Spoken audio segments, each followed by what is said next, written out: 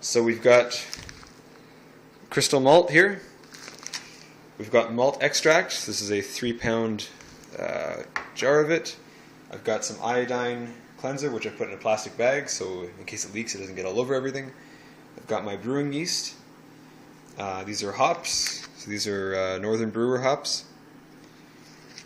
This is a measuring cup. I'm going to be using this to sort of reanimate the yeast later on. I've got a large boiling pot, a funnel. This is just something I'm going to be using for mixing, as well as an airlock. And I've got a 15-liter jug of water.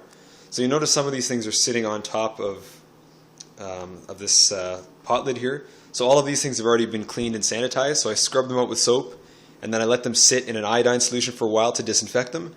And I'm putting them on top of this. So the top of this has been sanitized, and all of these have been rinsed in sanitizer.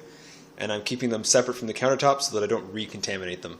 The inside of this pot has also been sanitized, and so is the inside of this, so that when I add the yeast to it later, it won't become contaminated. So I've now poured out some of the water, and I've measured what I believe to be exactly 2.5 gallons, or 9.5 liters. So I've marked this as well. So you can see the water level is there. I put a piece of tape with an arrow down, showing that the bottom of the tape is where the water level is. And that's because after I boil some of this water, a bit's going to disappear, and I'm going to have to replace it to get it exactly where it is. So you're going to want to mark that on your water bottle once you have got the correct measurement of water. So now what I've done as well, let's put this down, is I've poured out about half the bag of crystal malt here. So I've measured half a bag, just in sort of a plastic freezer bag, and I'm going to start crushing it. So ideally you'd want to use a rolling pin for this. I don't have one, so I'm just going to use this. Just get it into the bag, crush it up. You're not trying to make like a fine powder here or anything, you just want to crush the grains so that when you put them into your hot water, you're going to be able to get all the good flavors out of them.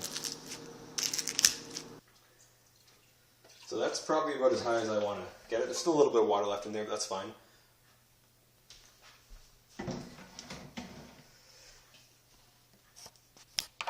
So you can see I've left a fair bit of room to the top of this pot, just so that when bubbles are forming, I don't have to worry about it boiling over. So let's go ahead and add the grains. And then what we're going to do is start heating this pot up and try and bring it to about 150 to 155 Fahrenheit. So I'm going to show you that. Just as a side note, I also boiled the water in here, just so I have some clean water to use if I need it.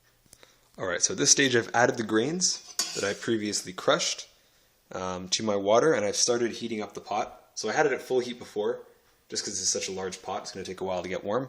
It has started to warm up a little bit, so I've just turned down the heat. I want to gently approach 150 Fahrenheit. And I'm going to keep mixing this while I do that, just so that the stuff on the bottom doesn't get too hot. I don't want any of the grains to stick to the bottom of the pot. Just give it a nice mix every once in a while, just to keep all the temperatures nice and even throughout. It has been about 40 minutes or so since I started warming this up, and I've been just taking the temperature and mixing it every once in a while, and then doing this more frequently as it gets closer to that magic 150 mark. And so I think now it's just about ready, so I'll give it one last stir and take the temperature.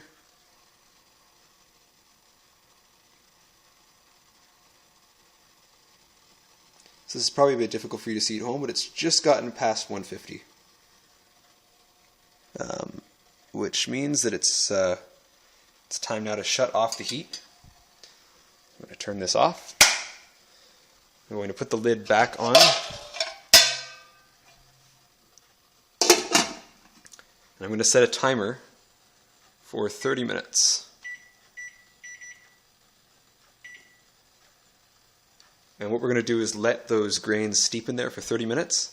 And that's going to get all the flavors out of them. And then after that, we're going to add our malt. So I'm going to wait for 30 minutes. Okay, ladies and gentlemen, we are at the final countdown now.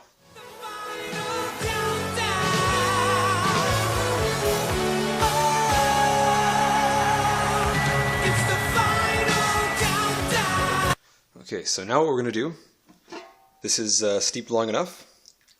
So the next step is going to be to turn up the heat and bring this to a nice rolling boil.